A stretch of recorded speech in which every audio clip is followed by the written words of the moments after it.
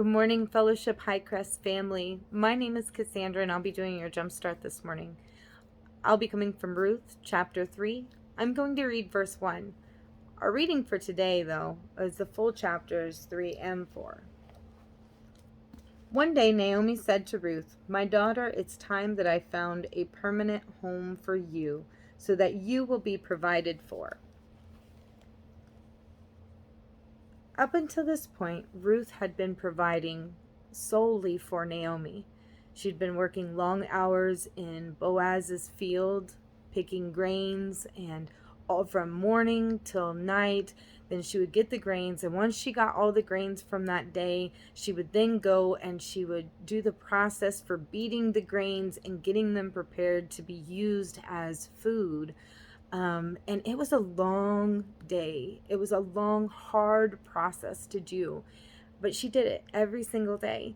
And so this verse that we're at is after some time when Naomi finally says, "Ruth, you have been sacrificing. You have been taking care of me. You have been providing for me. Now it's time for me to find a permanent home for you so that you can be provided for." And Boaz, he is the next closest family member to Naomi.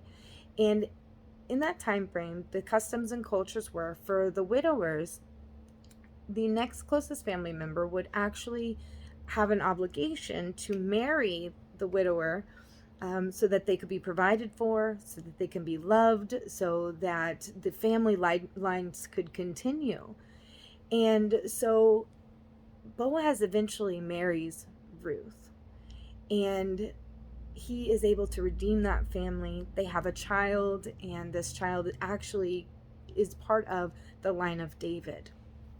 And so when reading through this, I was thinking, where do I see Jesus in this context?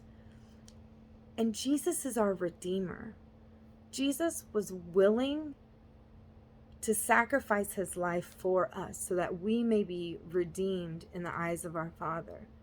He didn't have to do that, but he did. Up until that very moment, he did not have to choose to sacrifice his perfect life, but he did.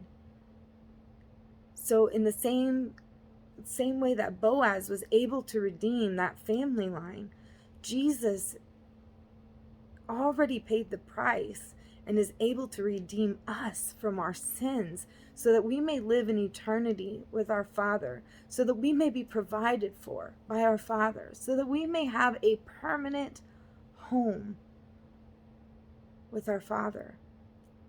So brothers and sisters, as you're going through this story and you're looking at the differences and the contrast behind it, I want you to really look at where your permanent home is. See that Jesus already paid that price. It is solid, and you are provided for. You are loved and cherished. Hope you continue to power up, pour in, and spill out. Have a wonderful week.